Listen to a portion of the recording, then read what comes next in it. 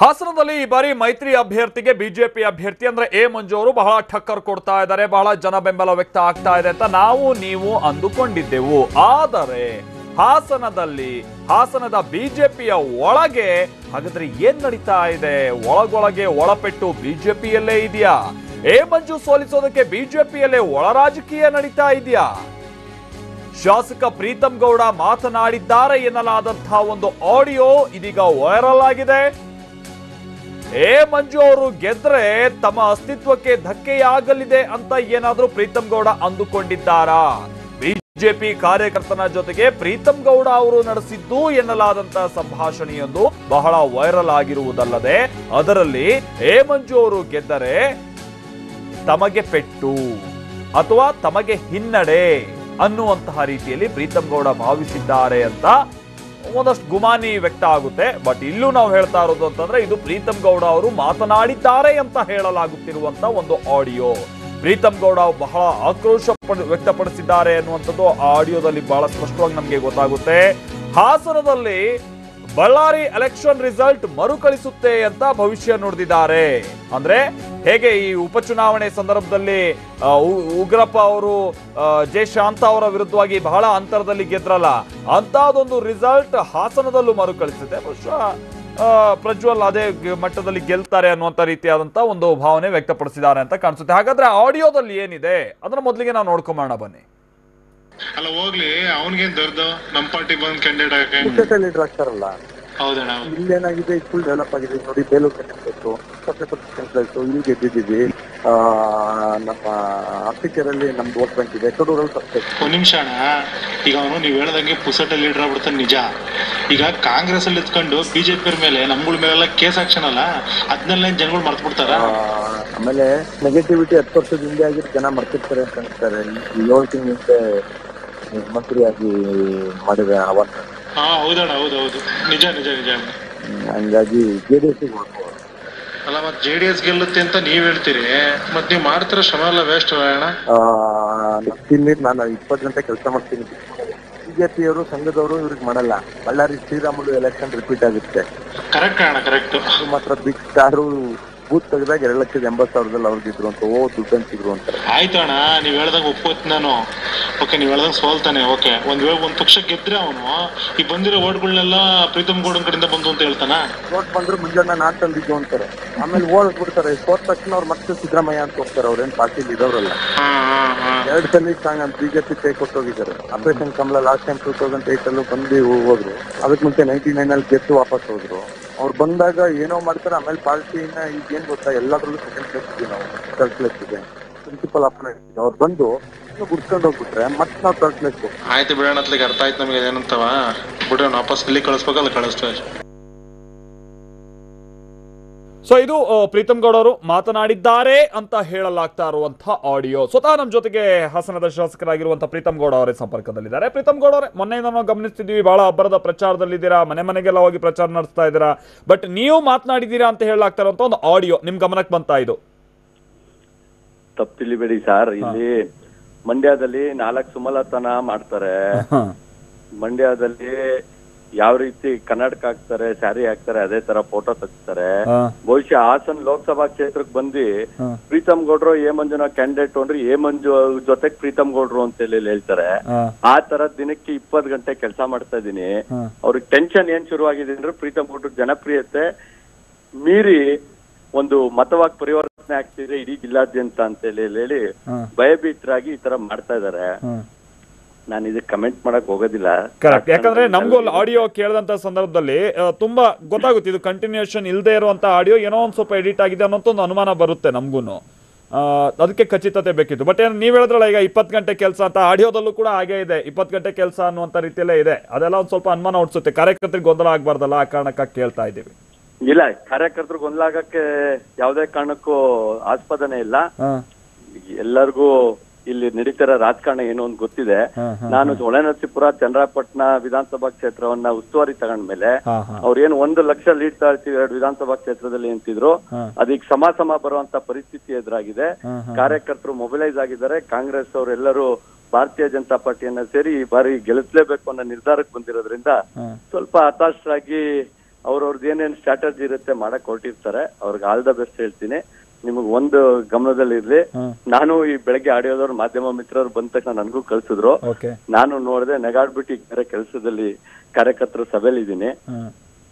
ನಿಮಗ್ ಒಂದು ವಿಷಯ ನೆನಪಲ್ಲಿರ್ಲಿ, ನನ್ನನ್ನು ಇವತ್ತು ನೀವು ಹಾಸನದಿಂದ ದುಬೈ ಕಳ್ಸಿದ್ರು ಮಂಜಣ್ಣನ ಗೆಲುವನ್ನ ತಪ್ಪಿಸ್ಲಿಕ್ಕೆ ಆಗಲ್ಲ. ಜನ ಆಕ್ರೋಶಿತರಾಗಿದ್ದಾರೆ.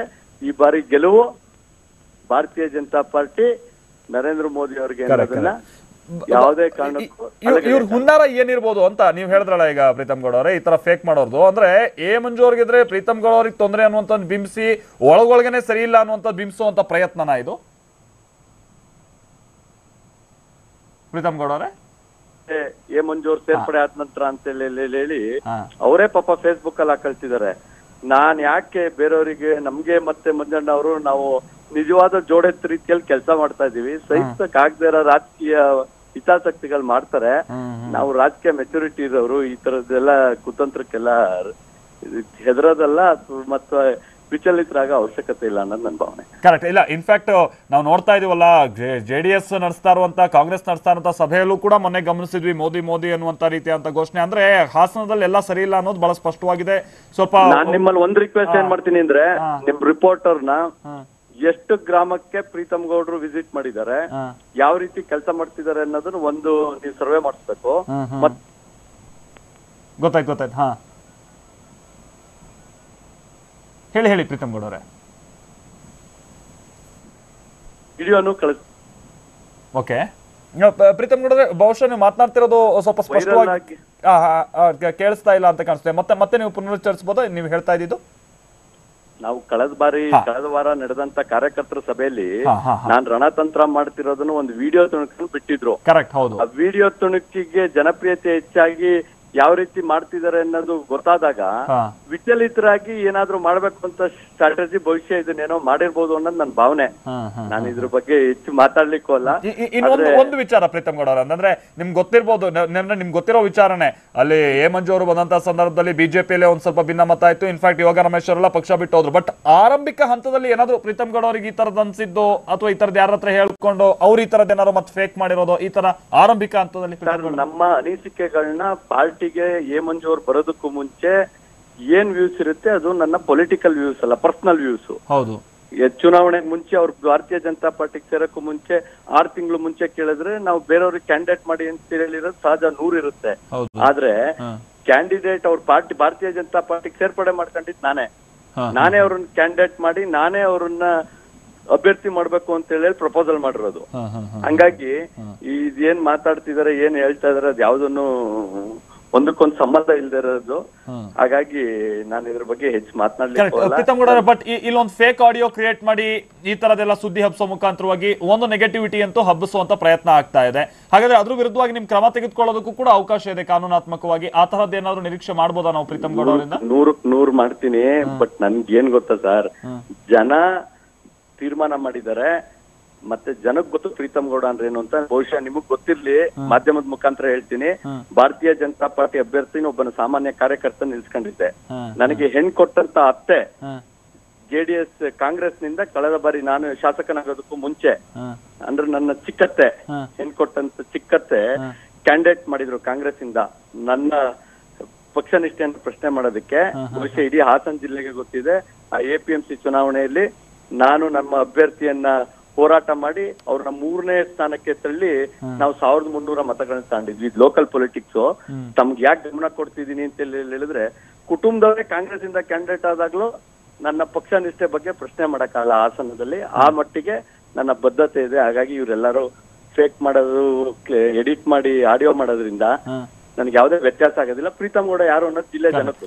ಪ್ರೀತಮ್ ಗೌಡ, ಒಂದು ಸ್ಪಷ್ಟನೆ ನಿಮ್ಗಿಂದ ಬೇಕಾಗಿರೋದು ನಿಮ್ಮ ಕಾರ್ಯಕರ್ತರಿಗೂ ಕೂಡ. ಯಾಕಂದ್ರೆ ಆಡಿಯೋದಲ್ಲಿ ಒಂದು ವಿಚಾರ ಹೇಳಿದ್ದಾರೆ, ಅಕಸ್ಮಾತ್ ಎ ಮಂಜು ಅವ್ರು ಏನಾದ್ರು ಸೋತ್ರೆ ನಂತರ ಹೋಗ್ಬಿಟ್ಟು ಮತ್ತೆ ಸಿದ್ದರಾಮಯ್ಯ ಅವ್ರು ಕಾಲಿಡ್ಕೊಂಡ್ಬಿಡ್ತಾರೆ ಅನ್ನುವಂತ ರೀತಿಯಲ್ಲಿ ಒಂದು ಬಿಂಬಿಸುವಂತ ಪ್ರಯತ್ನ ಆಗಿದೆ. ಬಹುಶಃ ಅದು ಕಾರ್ಯಕರ್ತರಿಗೆ ಗೊಂದಲ ಆಗೇ ಆಗುತ್ತೆ ಇದನ್ನು ಕೇಳದಂತ ಸಂದರ್ಭದಲ್ಲಿ. ಅದಕ್ಕೆ ನೀವು ಕೊಡುವಂತ ಸ್ಪಷ್ಟನೆ ಅಂತ. ಇದು ಒಳ್ಳೇದು. ಒಂದು ಆತರ ಫೇಕ್ ಮಾಡ್ಬೇಕಾದ್ರೂ ಅವ್ರಿಗೆ ತಲೆಗೆ ಹೋಗಿಲ್ಲ ಪಾಪ. ಅದ್ರ ಅರ್ಥ ಸಿದ್ದರಾಮಯ್ಯ ಅವರು ಮತ್ತೆ ಎ ಮಂಜು ಅವರು ವಿಶ್ವಾಸದಲ್ಲಿದ್ದಾರೆ. ಸಿದ್ದರಾಮಯ್ಯನ ಅಭಿಮಾನಿಗಳೆಲ್ಲ ಎ ಮಂಜಣ್ಣಂಗೆ ಹಾಕ್ತಾರೆ ಅನ್ನೋದಕ್ಕೆ ಇದೇ ಸಾಕ್ಷಿ.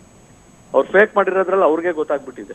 ಅವ್ರು ಹೇಳದಿದ್ರೆ ಅದನ್ನ ಹೇಳ್ಬಾರ್ದಿತ್ತು. ನಮಗೆ ಅನುಕೂಲ ಮಾಡ್ಕೊಟ್ಟಿದ್ದಾರೆ. ಯಾರು ಆಡಿಯೋ ಮಾಡಿದ್ದಾರೆ ಫೇಕ್, ಅವ್ರಿಗೆ ನಾನು ಧನ್ಯವಾದಗಳನ್ನ ತಿಳಿಸ್ತೀನಿ. 2 ಲಕ್ಷಕ್ಕೂ ಹೆಚ್ಚು ಹಾಸನ ಲೋಕಸಭಾ ಕ್ಷೇತ್ರದಲ್ಲಿ ಸಿದ್ದರಾಮಣ್ಣ ಅವರ ಅಭಿಮಾನಿಗಳಿದ್ದಾರೆ. ಅವರೆಲ್ಲರಿಗೂ ಈಗ ಎ ಮಂಜು ಅವ್ರ ಜೊತೆ ಇರ್ತಾರೆ ಅನ್ನೋ ಒಂದು ನಂಬಿಕೆ ಬಂದು ಅವರು ಮತ ಹಾಕಿದ್ರೆ ನಮಗೆ ಇಲ್ಲಿ ಗೆಲುವು ಮುಖ್ಯ. ಆಮೇಲೆ ಎಲ್ಲೂ ಹೋಗೋದಿಲ್ಲ ಮಂಜನವರು. ಆದ್ರೆ ಅದ್ರ ಹೇಳೋದ್ರ ಮೂಲಕ ಅವ್ರ ಅಭಿಮಾನಿಗಳಿಗೂ ಒಂದು ಸಂದೇಶ ಕೊಡ್ತಾರೆ. ಬಹಳ ಧನ್ಯವಾದಗಳನ್ನ ತಿಳಿಸ್ಲಿಕ್ಕೆ ನಾನು ಇಷ್ಟಪಡ್ತೀನಿ. ಥ್ಯಾಂಕ್ ಯು ಪ್ರೀತಮ್ ಗೌಡ ಅವರೇ, ಧನ್ಯವಾದ ಟಿವಿ ಜೊತೆ ಮಾತನಾಡಿದಕ್ಕೆ. ಸೊ ಇದು ಪ್ರೀತಮ್ ಗೌಡ ಅವ್ರು ಹೇಳಿದ್ರಲ್ಲ, ಈ ಆಡಿಯೋ ಮುಖಾಂತರವಾಗಿ ಅವ್ರು ಹೇಳ್ತಾ ಇರೋದು ಇದು 100% ಫೇಕ್ ಅನ್ನುವಂಥದ್ದನ್ನು ಹೇಳ್ತಾ ಇದ್ದಾರೆ. ನಾನು ಆ ಥರ ಮಾತನಾಡೋದಕ್ಕೆ ಸಾಧ್ಯನೂ ಕೂಡ ಇಲ್ಲ. ಜೊತೆಗೆ ನಾನು ಮೊನ್ನೆಯಿಂದ ಓಡಾಡ್ತಾ ಇರುವಂಥದ್ದನ್ನು ಕೂಡ ನೋಡಿದಂಥ ಸಂದರ್ಭದಲ್ಲಿ ಜನರಿಗೂ ಕೂಡ ಗೊತ್ತಾಗುತ್ತೆ ಇದು ನಾನು ಮಾತನಾಡಿರುವಂಥ ಆಡಿಯೋ ಅಲ್ಲ ಅನ್ನುವಂಥದ್ದು. 2 ಲಕ್ಷದ ಲೀಡ್ಗಳಿಂದ ಅವರು ಗೆಲ್ತಾರೆ. ಸೊ ಮೊನ್ನೆಯೂ ಕೂಡ ನಾನು ಹೀಗೆ ಪ್ರಚಾರದ ಸಂದರ್ಭದಲ್ಲಿ ರಣತಂತ್ರ ಹೆಣಿತಾ ಇದ್ದಂಥ ಸಂದರ್ಭದಲ್ಲಿ, ಕಾರ್ಯತಂತ್ರ ಹೆಣಿತಾ ಇದ್ದಂಥ ಸಂದರ್ಭದಲ್ಲಿ ವಿಡಿಯೋ ಮಾಡಿಬಿಟ್ಟು ಅದನ್ನು ಹರಿಬಿಟ್ಟಿದ್ರು. ಈಗ ಈ ಥರದ ಮತ್ತೊಂದು ಪ್ರಯತ್ನವನ್ನು ಮಾಡಿದ್ದಾರೆ. ಇದ್ಯಾವುದನ್ನು ನಂಬಕ್ಕೆ ಹೋಗಬೇಡಿ ಅಂತ ಹೇಳ್ತಾ ಇದ್ದಾರೆ.